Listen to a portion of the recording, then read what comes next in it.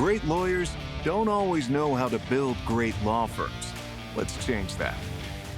Join Ben Gideon as he shares hard-won lessons from building his own financially successful law firm and practical insights from top law firm entrepreneurs, business consultants, and more.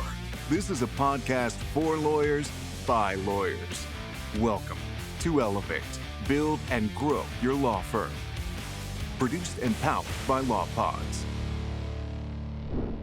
Today's episode of the Elevate, Build, and Grow Your Law Firm podcast is brought to you by Supio. I just spent an hour doing a webinar with the Supio folks. It was great. We had the head of business development and also one of the lawyers from Texas who's been an early adopter of Supio and walked through some case models of how you use Supio to put a case together. It was very, very impressive. I would encourage everyone who doesn't yet have an AI platform for their law firm, if they're a plaintiff's side, personal injury, medical malpractice type of law firm, check out Supio and get the demo. Our podcast today is also brought to you by Vision Spark. Vision Spark is the company that helps law firms and other businesses find seconds in command. You know any seconds in command, Jeff? That would be me. It's exactly where I want to be. When I think of number two, I always think of Jeff. Thank you, Ben. I appreciate that. We have Vision Spark to credit for the search process that led us to Jeff, and then Jeff has led us to the holy grail of, it appears, to doubling our revenues in less than a year of your time at our firm. So it's all paid off very well. Anybody who needs a second in command like Jeff, I would encourage you to talk to Vision Spark. Our podcast is also brought to you by 1% for Planet. 1% for Planet, folks, is the organization that allows you to contribute 1% of your gross revenues to environmentally conscious nonprofits. Our firm has done that. It's a great organization that's allowed us to partner with some really terrific nonprofits in Maine and throughout northern New England, and we really would love to have other firms join us in that. And if you do join us in 1%, please reach out to us and we'll give you a plug on the show. Hello, everyone, and welcome to the Elevate, Build, and Grow Your Law Firm podcast. I'm Jeff Wright, Chief Operating Officer at Gideon Asen, and as always, joined by Ben Gideon, partner, owner, attorney extraordinaire. Welcome, Ben. Hey, Jeff. The last episode, you were not joined by me. You were joined by my partner, Taylor Asen. So, it was fantastic. I know it was a big improvement. I think it might be our highest rated episode yet, which I'm sure you feel good about. Yeah, it makes me worry. Maybe I should transition responsibilities to Taylor for this podcast. No. I think having him as a special guest will excite the listeners. So, I know it's been a little while since you and I have been together. I think today what we wanted to transition into is you've done a really good job of covering when you first started the firm, how you, Taylor, and really one paralegal were jack of all trades and had to wear every hat. And it was a little bit of a shotgun approach as opposed to having really defined systems on how to do things. And I think one of your biggest realizations are as we've scaled, as we've continued to grow, how important implementing and adhering to systems are. Yeah. And I mean, this all came to a head again in my mind from things we've been discussing over the last few days. One of the things our firm has implemented is we call it a best practice breakfast, but once every month, we depart from our normal Monday meeting agenda, and we do somebody presents on a deep dive on an issue of best practices. And I did the meeting this Monday, and we were talking about some of the systems that we had developed and policies regarding expert witness preparation and use and medical malpractice case reviews, how we review cases and how we triage them and intake them. And one of the things I recognized in doing that is that we had systems and policies on the books regarding those things, and they weren't really being implemented and followed. And that kind of reminded me of how important systems can be, and what are the challenges, the benefits of the systems, and the pitfalls and problems you run into in trying to actually execute and implement systems within the practice. So I thought today, and it's something I wanted to cover because I think it's one of the foundational things that's really helped us grow and succeed, has been our approach to a systems approach, and it applies universally. I think to any firm, and particularly any firm that's attempting to implement a growth model into scale. So I thought today we would cover that topic of systems. So No, I think it's, yeah. I was going to say, I think it's great. I think the other realization was not only were we not following them consistently, but that we hadn't revisited those in a while, and they required some significant upgrades due to the growth of the firm, due to the availability of different technology and AI that we were using. I don't want to say the procedures were obsolete, but they definitely needed to be updated, which is something we haven't been good at consistently either. Yeah, when you go back and look at a system, you see that its policy date drafted was 5 years ago, and it has things in there that haven't really been true for several years. You realize, well, no one is following that system. No one has looked at it in a while, and it's obviously not working. So, yeah, I mean, we haven't. There has not been perfection in our implementation of a systems approach. There's a lot we've done right, and we've done really well, and there's a lot we still need to work on, which is probably true of any institution at whatever stage of growth they're at. But I wanted to back up and talk about the concept of systems and why they're important. I came from a firm where there probably there were more systems than I appreciated, because it wasn't my job to manage all of the back office functions of the firm. We had professional administrative staff that did a lot of that, from office management to finance and comptroller and human resources. But I was on the executive management committee of the firm for a long time, and I can say that we really did not overall have a systems approach. We never used the word systems. We didn't talk about systems. There were no firm-wide manuals or policy sets of policies. There was no training that I was aware of on any of that. And we kind of had which I think is very true for a lot of law firms, a kind of balkanized approach where each lawyer or team was kind of their own city state, if you will, that had their own fiefdom of king and vassals, and own rules and laws that applied within their city state. And so if you were to eavesdrop on any of the different law teams or practice groups, how they would be doing things would be very different from another team within the same firm. And sometimes we'd have paralegals that would transfer from one team to another, or cases that would move from one team to another.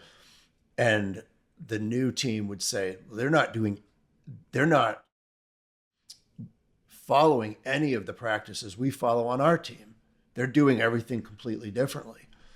And sometimes that might be for the better, and sometimes it might be for the worse. But there was really no expectation of uniformity or consistency across the firm. And that never really registered in my mind that there was any problem or issue with that during my time at my former firm. I wasn't focused on firm management at that level because I was focused on moving and managing my own practice group, my own cases. Within my team, we did things the way I wanted to do it. We had great systems within our own little team. But when I decided to start my own firm, my mindset about the importance of systems really started to change.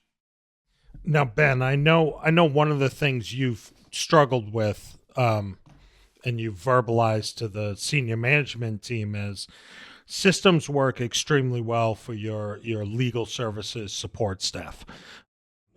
You and I don't want to put words in your mouth, but it's much easier to get legal assistants and admin assistants and paralegals kind of working in a structured environment.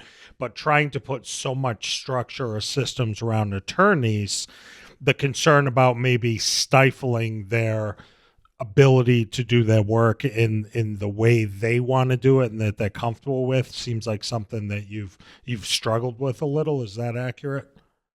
I think it's definitely the case that as you sort of move up and it doesn't necessarily just apply to attorneys, but I think as you move up the hierarchy of starting with rote administrative tasks and you move up to more knowledge-based work, the systems become more difficult because there has to be more flexibility.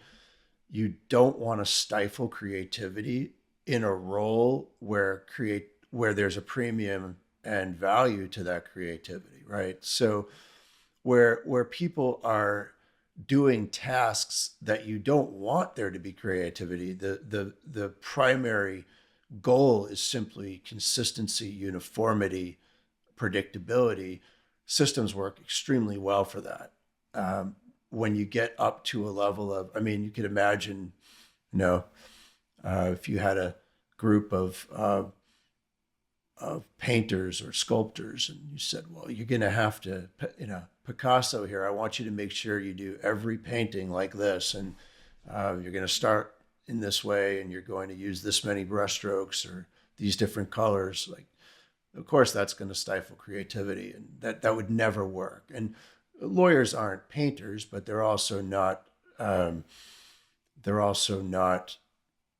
purely, number crunching bureaucrats either. They are supposed to be using their own ingenuity and creativity, and you want that, and you want to encourage it. So it does become more difficult. But that, the question is a good one, and it goes back to something we try to do with anything we're doing as part of the our building out of the firm, which is to go to the why.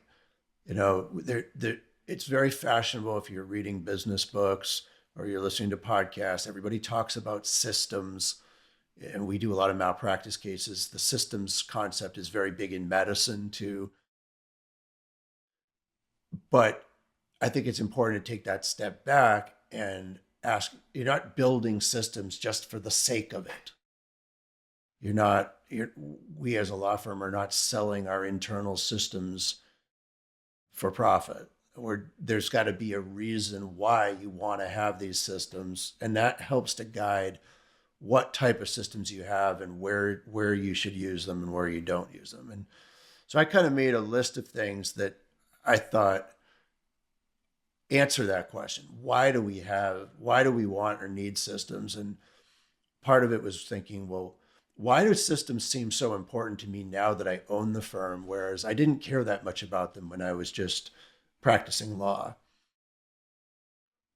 And part of it is because in order to have a functioning, profitable, financially successful law firm, I recognized that it was very important to have systems. So one reason for systems is that they enhance efficiency, meaning that once you've figured out how to solve a problem, you don't want to have to continually figure out and re-solve the same problem ever again. You want to get it right, and then you want to follow the solution you've come to, and you want everyone to understand what that solution is. Otherwise, you just continue to have to recreate the wheel every time you hire a new person, every time you train a new person, or a couple of years down the road, like we just found out, when you forget that you already had a solution to that problem, right? And there's just a huge amount of efficiency gain with that. You figure it out, you write it down, you train people on how to do it, and then you don't have to deal with that problem ever again. And I'll give you some examples. We've got many examples of that, which I can get to in a moment. Efficiency allows you to delegate with confidence because you know, the systems allow you to do that because you know that if you've trained somebody on a system that works, then you don't have to worry about that problem anymore. You can offload it to somebody else who's following a system that you've all bought into and developed together, and you know that it's going to work and you don't have to do it yourself. So now, as the owner, you can focus on other things because that problem is solved. Somebody else can do it. Again, back to my old firm with the model where everybody did it their own way, there's no consistency, there's no uniformity, there's no expectation that everyone is going to meet the same high standards that you want in your business because they're all doing it differently. If you're following a system and the system leads to high standards and quality, in our case, quality legal services, quality in making, in interacting with new potential clients, quality on, whatever the finance, bookkeeping, et cetera. If you have a system, it's going to have a uniform and consistent level of quality to your expectations. If you don't, then it's just dependent on the whims of the individual, somebody having a good day or a bad day. Do you have a good employee in that job or somebody that you can't count on, et cetera. Durability, which is extremely important when when you're owning a firm, because you have to expect that you're going to have turnover in staff, and you want the high quality standards and consistency to outlast any individual. Now, you might have a terrific paralegal who decides she wants to leave and go to law school. If your case management depended solely on the abilities of a single paralegal, then when that paralegal leaves, you're going to lose all that capacity. But if you have a system for it, you can train the new paralegal to follow the same system as the old paralegal and maintain that same level of performance and capacity. And the final one is growth, because it's very hard to scale and grow something that is solely dependent on individual performance or even individual supervision of performance. But if you have a system, now you can scale that across many different people, teach them how to do that system, and that allows you to grow. And I feel like, Jeff, this is a good segue for you to talk about how you've worked on building out what we call the intake, evaluation, and core case unit, the IECU, because I feel like one area of our business where it's highly system dependent and the systems have been extremely effective has been in that unit of the firm that you've helped to build. So you want to talk a little bit about that? Yeah, and I think what made that a little easier is that division or that segment of our business didn't exist before, so we were able to build it from the ground up. And I mean, it really started with open communication. We hired the right people. We're very systematic.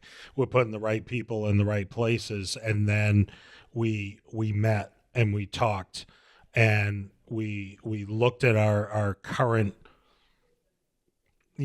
processes, because we've always had intakes, just not nearly as structured as we have now.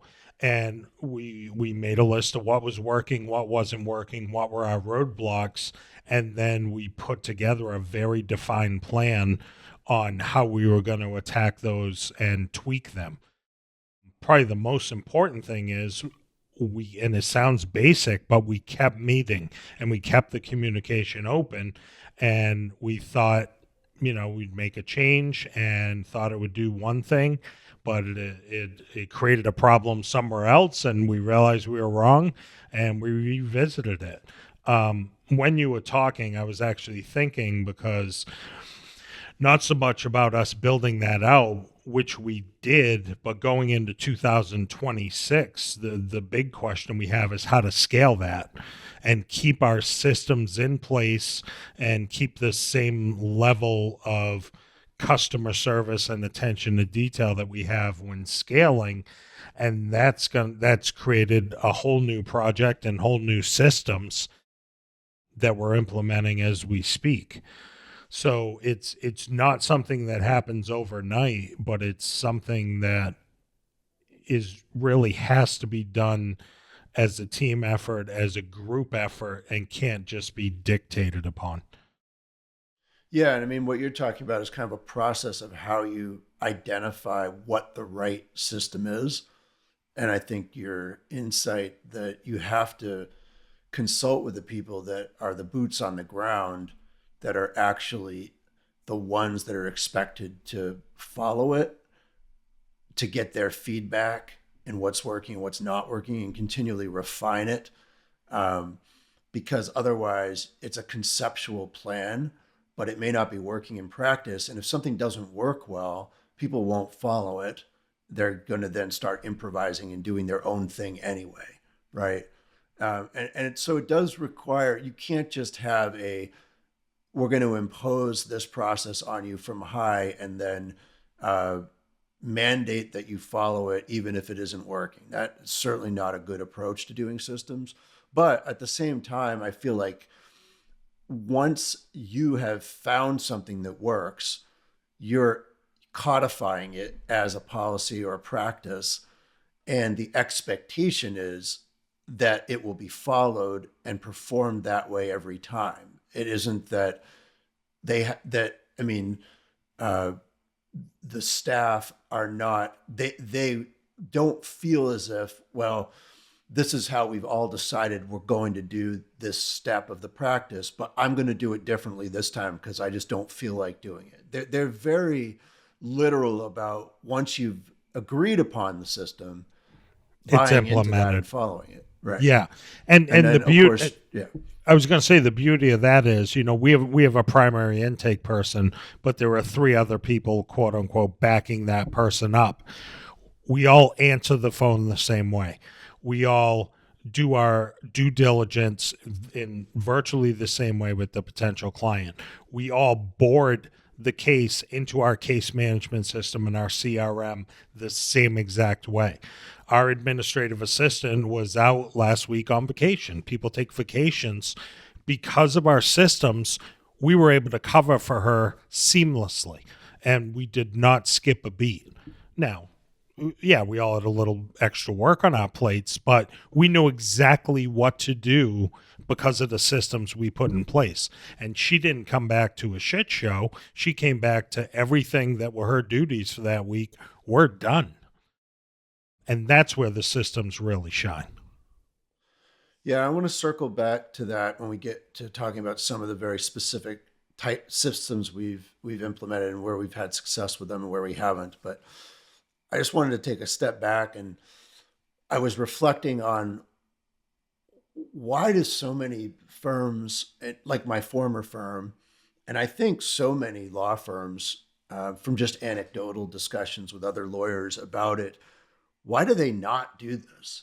I mean, it seems so obvious that there's a power and strength to developing really good systems and then insisting that they be followed.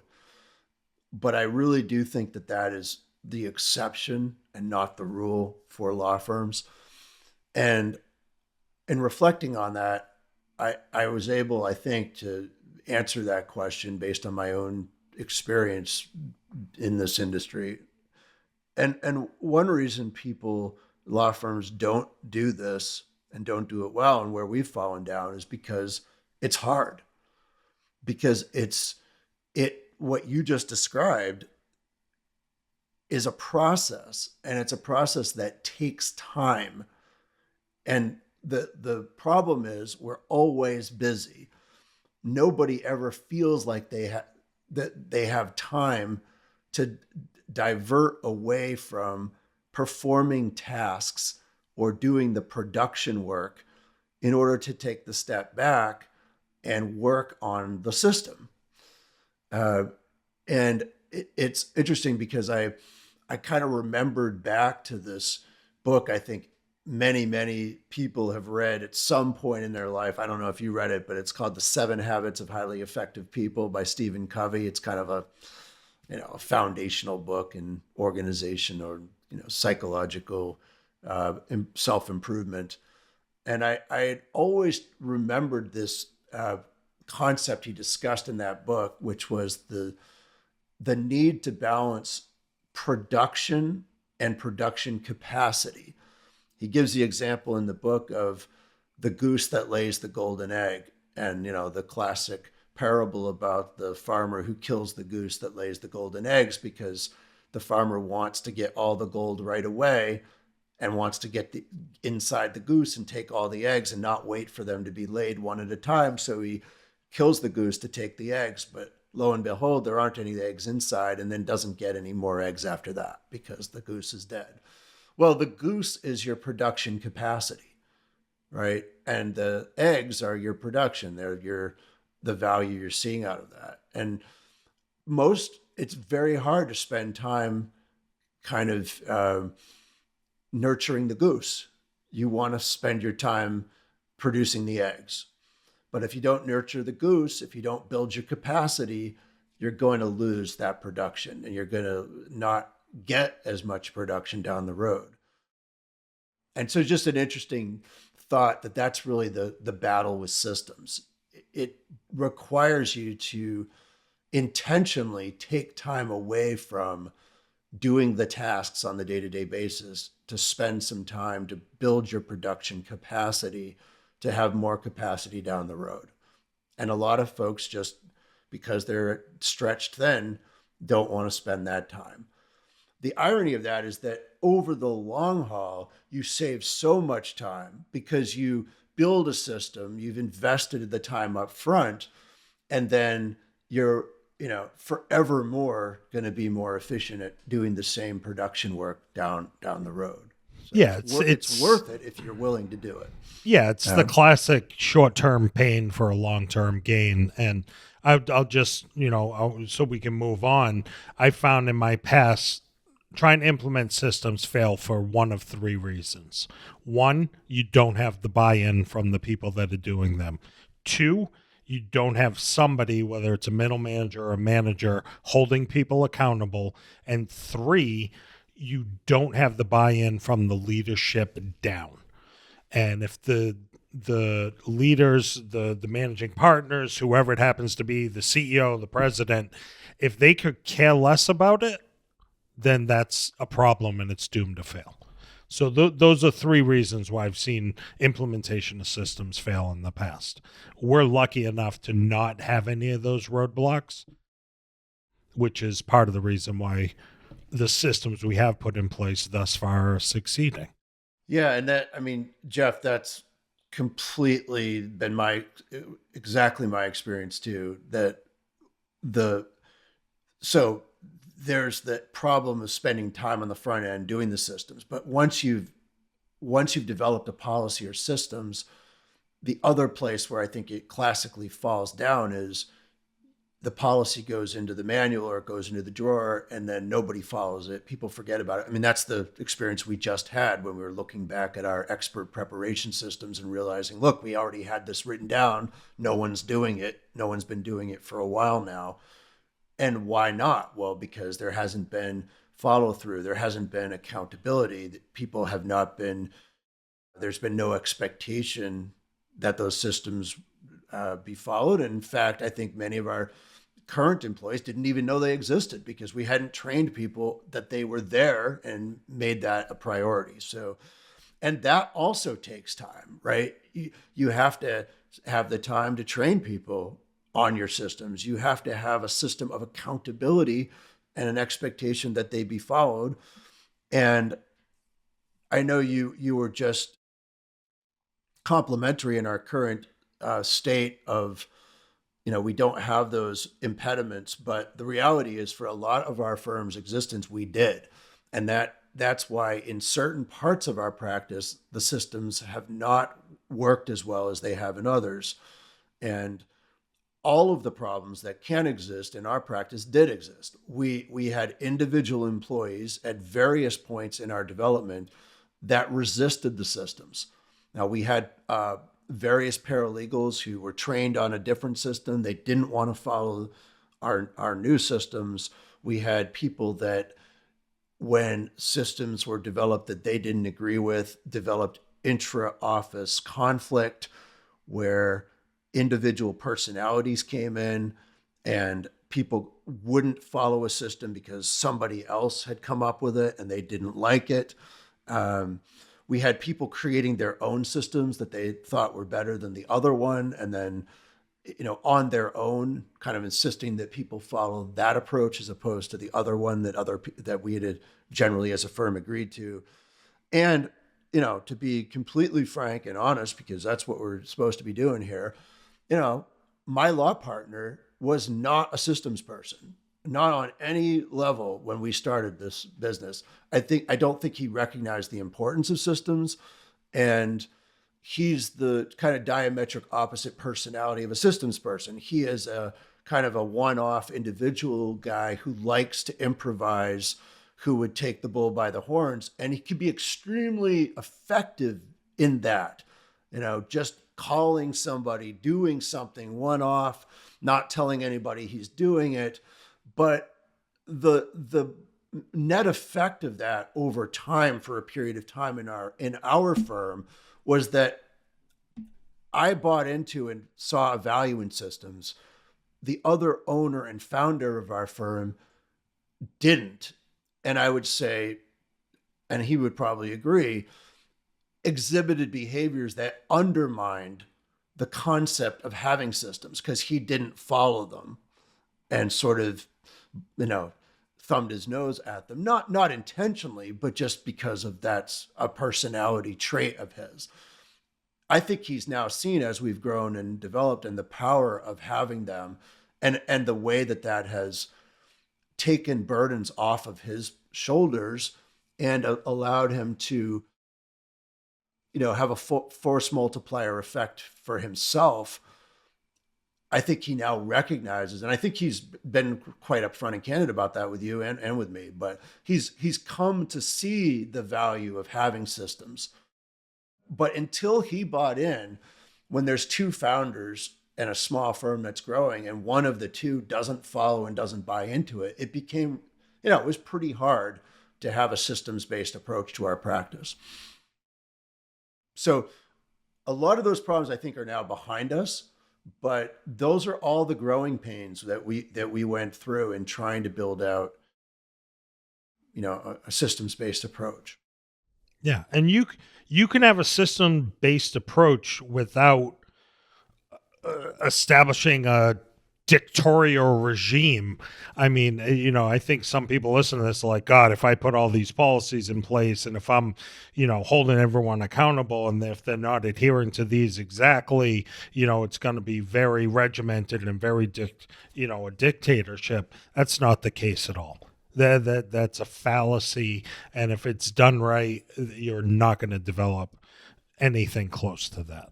It's an excuse to not do it. And what I've found with it is that your best staff and best employees love the systems. They'll appreciate them. Yeah. It gives them a roadmap to how to do their job at a high level. They want that, number one. Number two, it ensures that other people in the office are also doing their jobs at a high level. And really good people don't want to be doing high-level work and look across the office and see somebody else flouting the system, and not doing it the right way. It just is anathema to them. Number three, it means that, like you were just saying, if somebody goes out or if somebody has to rely on somebody else's work product, it's consistent and predictable and they can rely on it. Otherwise, somebody then has to clean up the mess that somebody else is creating. People hate that in the office. You know who loves not having systems? Your worst employees, because they could get away with that behavior. They can get away with doing substandard work and putting burdens on the other people in the office that are going to compensate for their failures. And so that's what we found. And the people that didn't buy into our systems are no longer with us. But it was always that person who wasn't buying in that was dragging down kind of the rest of the office, and other people would be, and creating a bad culture, because if you accept that lower performance, then people wonder, well, why am I expected to follow these systems and meet these high standards, but other people can get away with not doing that? So, and if you don't have systems, you have nothing to hold those people accountable to. So it takes the accountability out of the equation, which is one of the most important pieces. So people that maybe have a law firm that haven't really developed a systems-based approach, they may be thinking, how do I even begin? How do I start a process of transitioning to a more systems-based approach? And I'll give you my insight on that. Start with the easy stuff. I mean, when we opened our business, we started, our first systems were things like, what time are people expected to show up for work? We had a policy on when we should arrive at the beginning of the day and when different people would leave at the end of the day. That was everything we had like that got written down as a policy. And some of them were just very simple like that. But if you don't have that, people show up whenever they feel like it, or 15 or 20 minutes after they're supposed to be there. People are calling the office and there's nobody there to answer the phone. So now having a system on when people show up. We had a system where what we noticed is our attorneys are working, or staff are working in a conference room. They're making a mess. They're leaving potato chip bags or other things around the office. Clients are coming in, we're having meetings, it doesn't look presentable. We had a system where the first staff person in the office would walk around the office every morning and make sure everything was picked up, everything was neat, and everything looked presentable.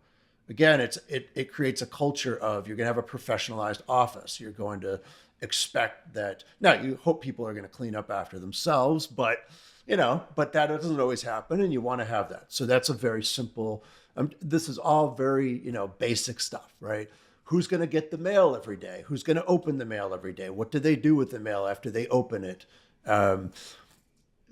So all of this falls under a category of office and administrative systems. And I should say that kind of the backbone of all of this for us is something we call the operations manual.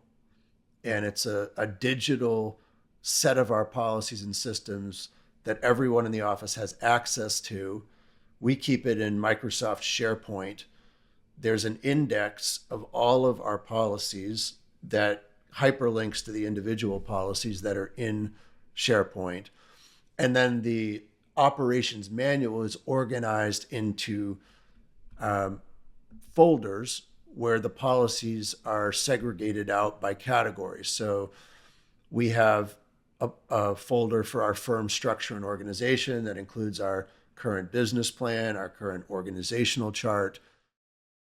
We have a folder for Monday morning meetings, which is kind of our core meeting pulse, where we discuss our KPIs and have a system for accountability.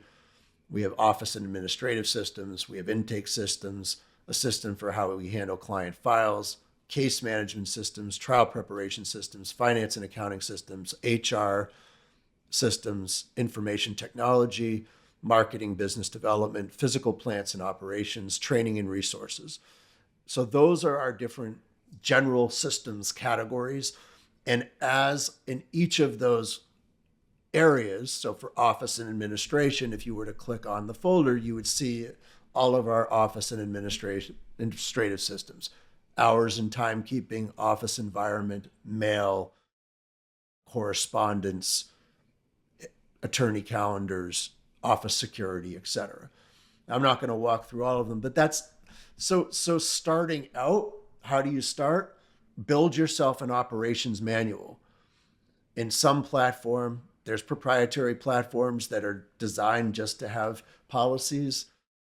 You can build it like we did, simply in Microsoft SharePoint or in Dropbox, but something that everybody can open and have access to.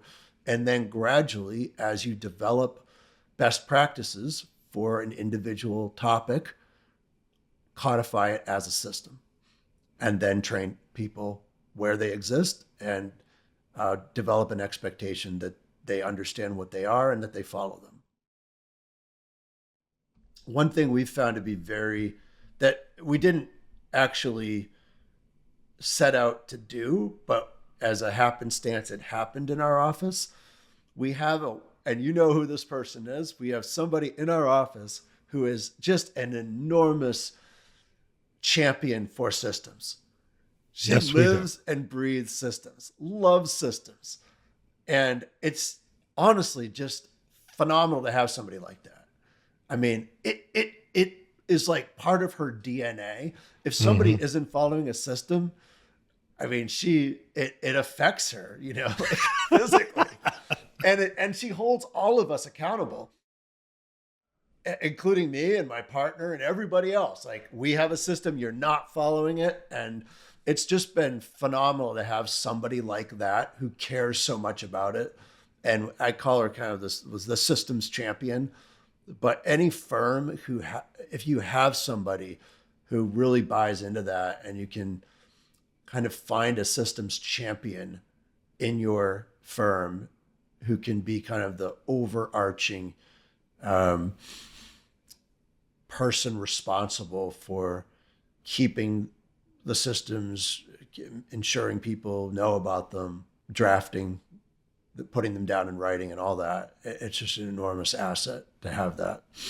Yeah. And if you have that person, or if you develop that person, you need to protect that person, because that person is going to get a lot of pushback from everybody at your firm, because they're the one holding people accountable, and you need to empower that person to hold everyone from the managing partners and the owners all the way down the food chain, that it's their job to hold them accountable. I mean, our particular individual, sent it out this morning, trying to find out what credit card charges are.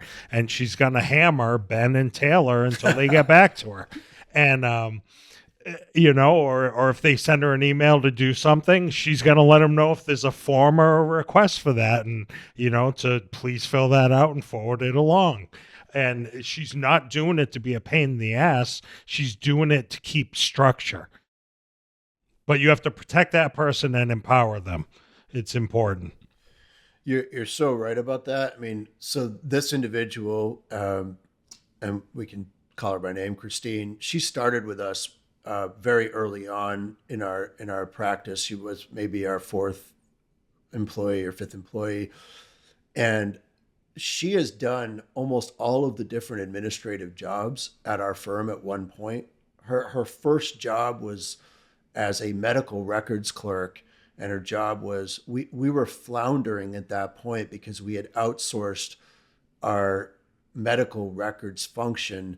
And we do a lot of medical malpractice cases and personal injury and so forth. And if you can't get the client's medical records in a timely fashion, everything grinds to a halt. You can't review malpractice cases.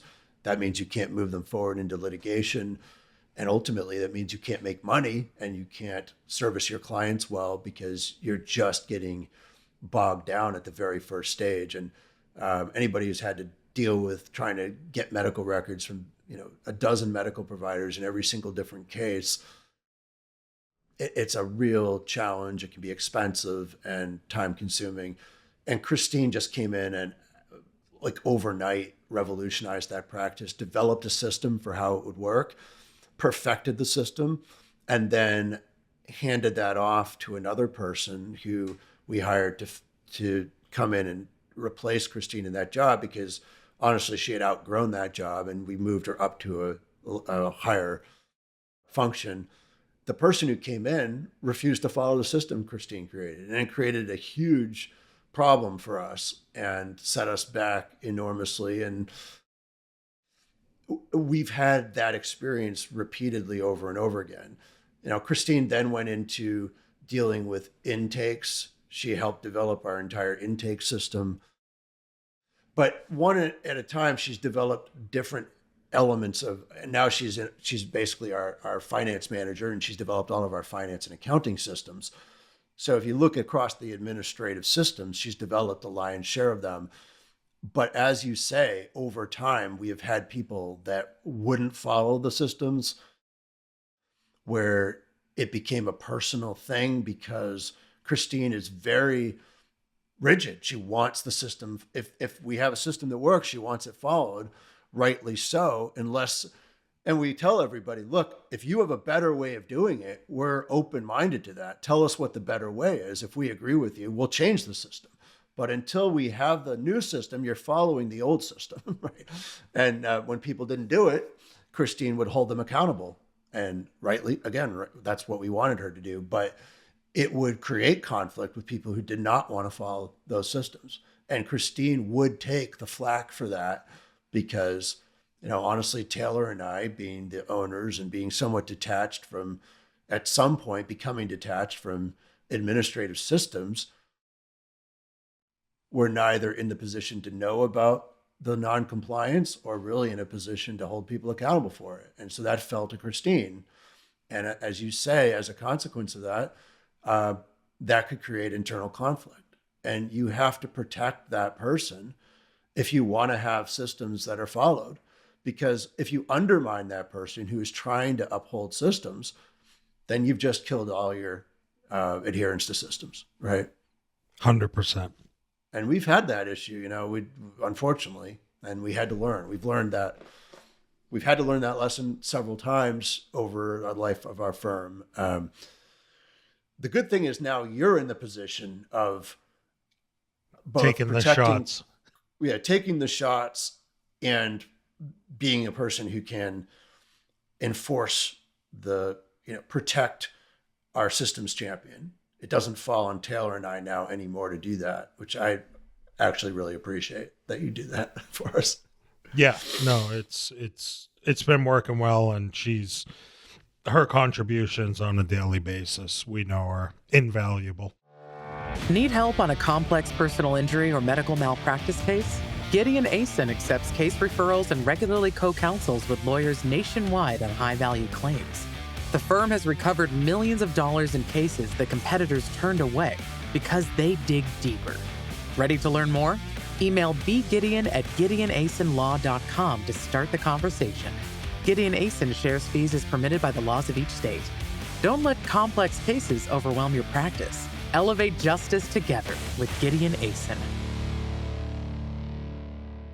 The other part about the systems that, causes them to fail, we've already touched on, is if they're not reinforced. And as I was preparing for this podcast, it reminded me that because we really wanted to build a culture where there was adherence to systems and everybody saw the value in it, we, in our early years, the first couple of years at our Monday meetings, one of the regular agenda items on the agenda every meeting was systems.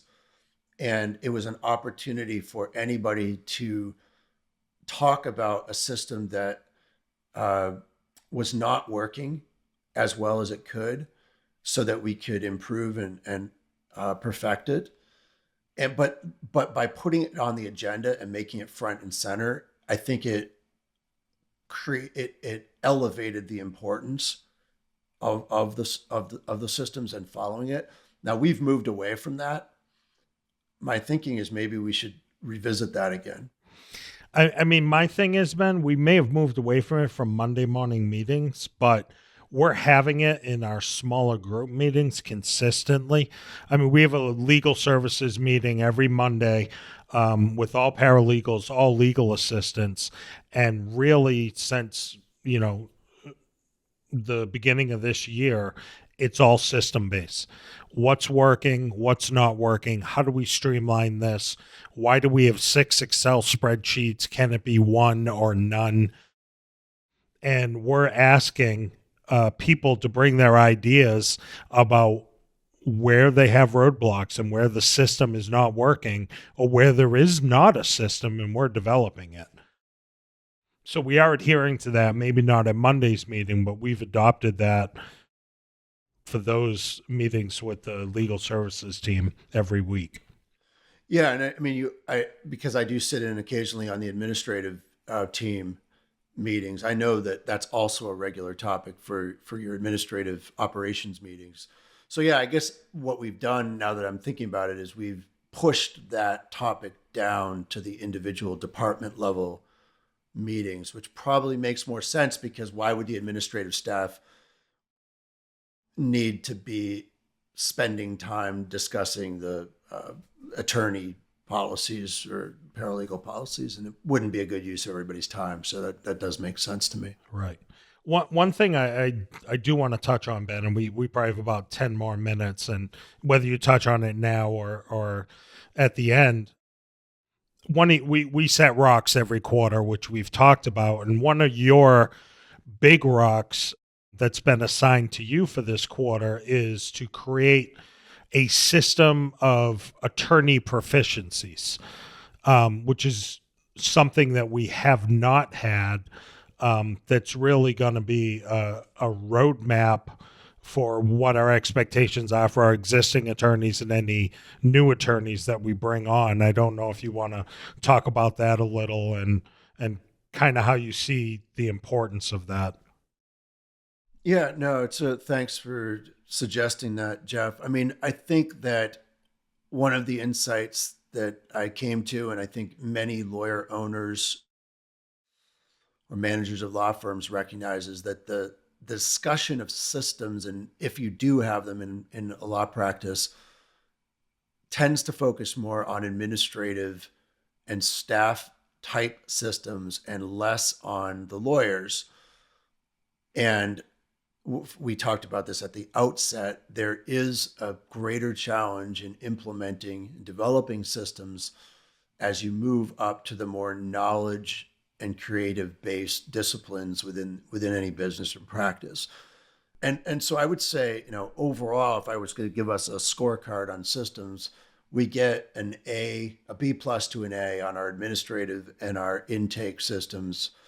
But when it comes to our case management systems and our litigation, attorney systems, I give us more about a C at this point.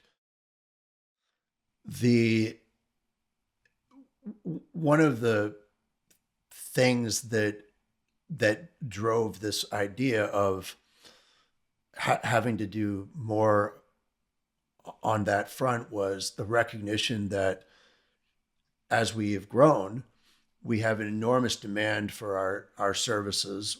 We have a lot of great work, a lot of highly valuable cases, and we have to build out the capacity to handle those cases at the level that our clients deserve and expect them to be handled.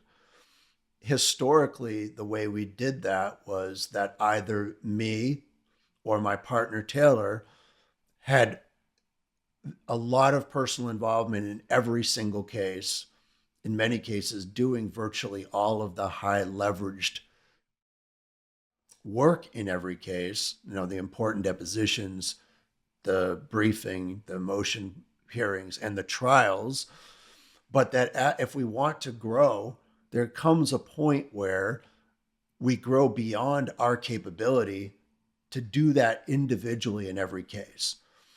And the way that you solve that problem there's only two possible solutions to that problem. You either have to hire attorneys that have the same skill sets and experience, and that's very difficult to find because, I have 20 plus years of experience, and lawyers that have that kind of experience don't grow on trees and are not necessarily looking for jobs out there in the marketplace.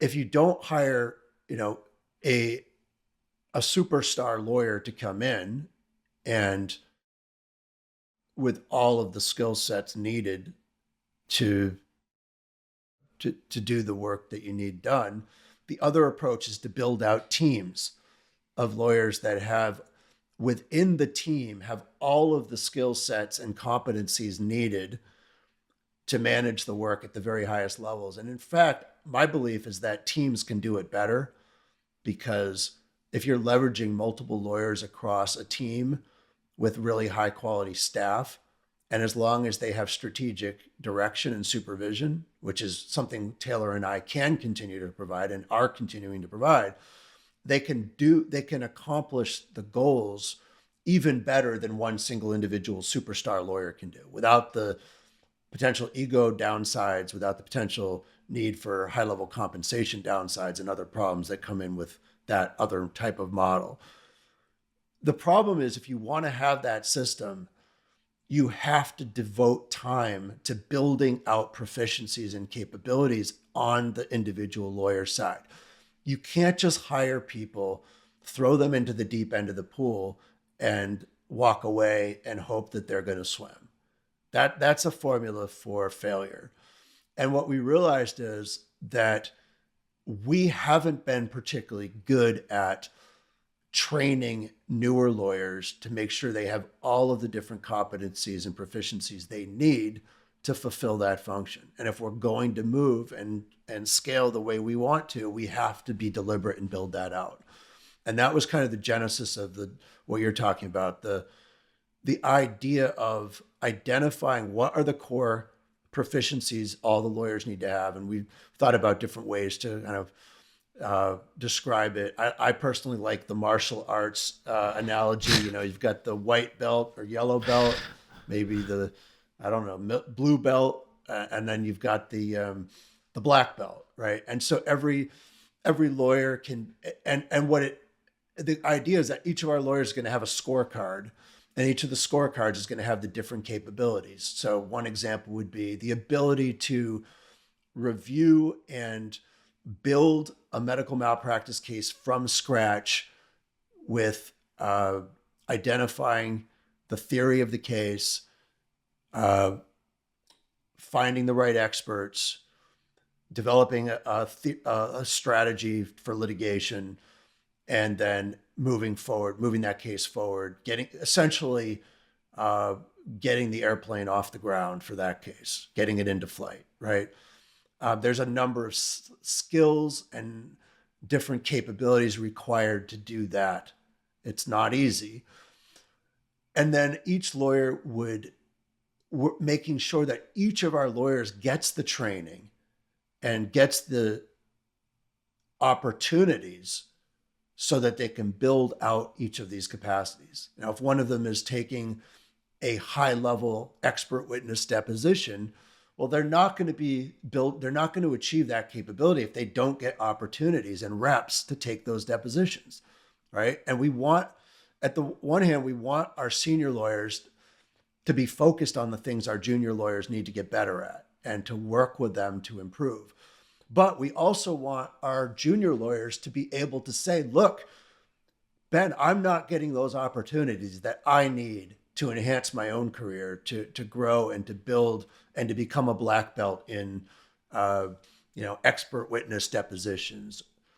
I needed to have more opportunities to stand up and make arguments in a courtroom. I need more opportunities to, fill in the blank. And so it's not intended to be a top-down thing. It's intended to empower our junior lawyers to ensure they get those opportunities for growth, but also to remind our senior lawyers that, look, if you don't want to take every important deposition, you better train somebody else on how to do that. And I'm really excited about that. It's one of the things that I find has been most rewarding to me has been seeing the growth of some of our junior lawyers. I really take great pride. I mean, today we were just talking to one of the lawyers who, is a terrific lawyer in our firm. We just made her a partner. She was the first non-owner that we made a partner. We were talking this morning about a case she just filed where there's been a lot of media attention, and the local newspaper reached out. They want to do a story. The local TV stations reached out. They want to do a story. They're reaching out to me because I'm listed as the lead attorney on the case. But whenever they reach out to me, I send them off to Merrill to handle those media engagements. And I love that. I love the idea that Merrill is going to get the recognition. She's going to be the one out front. She's going to be the public face of the case. I completely trust her to do that role. I think there's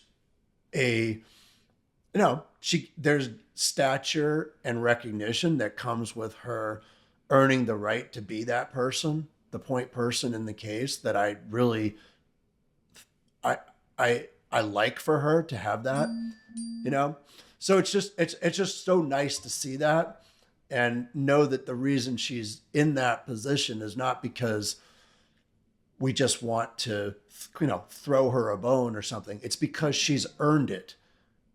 She deserves to be in that position. She's worked hard. She's built out her skill set. She projects the right public image for the case.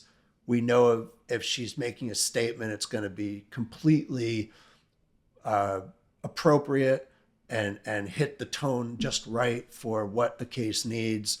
And it's just so gratifying to see that and to know that we've had some role in helping her get to that point in her career, and just wanting to do that with other lawyers is, I'm really excited about that opportunity.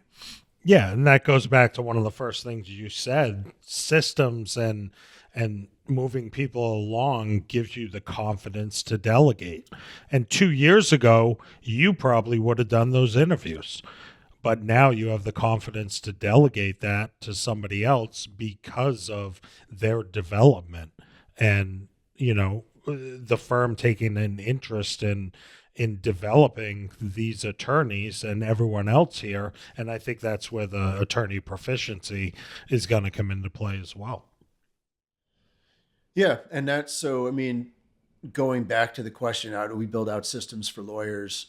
We're building them now. And the balance we're going to be drawing between the systems, there's going to be sort of a minimum set of expectations, but we are not going to be paternalistic. We are not going to be overly prescriptive. The systems are going to allow wide latitude for individual judgment, individual creativity, improvisation. We want all of that. But there then are going to be some minimal things, such as, what we were talking about the other day. And this kind of a nice way to end the discussion. One of our systems we've discussed is the use of AI. So we discussed how, it's just amazing to me how fast this is progressing, but that AI is a force multiplier. AI is not going to substitute for human judgment. AI can be used in the right way or the wrong way. It can be a crutch that makes you lazy and causes you to make mistakes, but it can be an enormous enhancement of one's individual capabilities by testing your assumptions, by identifying weaknesses, by allowing you to organize information in a valuable way, to have access to knowledge and information that you wouldn't have otherwise had, potentially without paying experts, but even with those experts sometimes.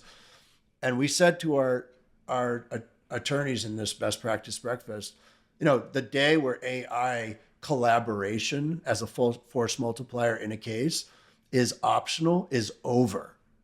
It's mandatory. And we are going to have, and we do have systems where how that's going to work. At what junctures in the case are you required to use it? And how is it going to be used?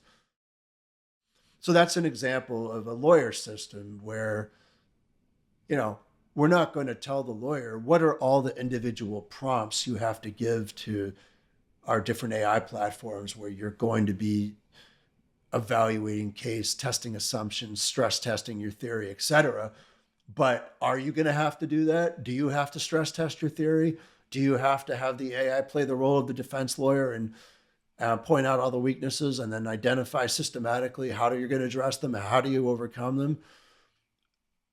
Yes, you have to do that. And you have to do it in every single case from now on, period. Right?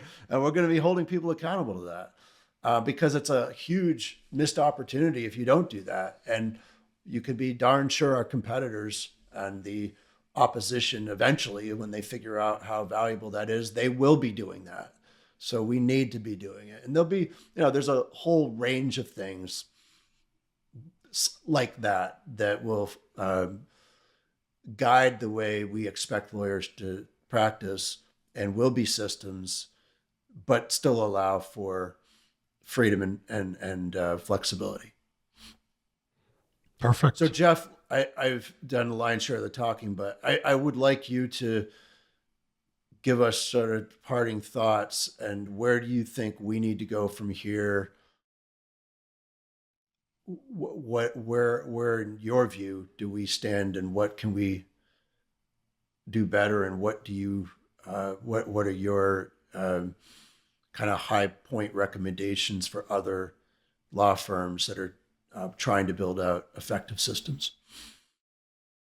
Oh, that's a lot of questions. I'll handle our. You get 30 seconds. No, I'll handle our internal ones first. I mean, I think our systems are going to be tested as we scale, and we're going to have to continually revisit them.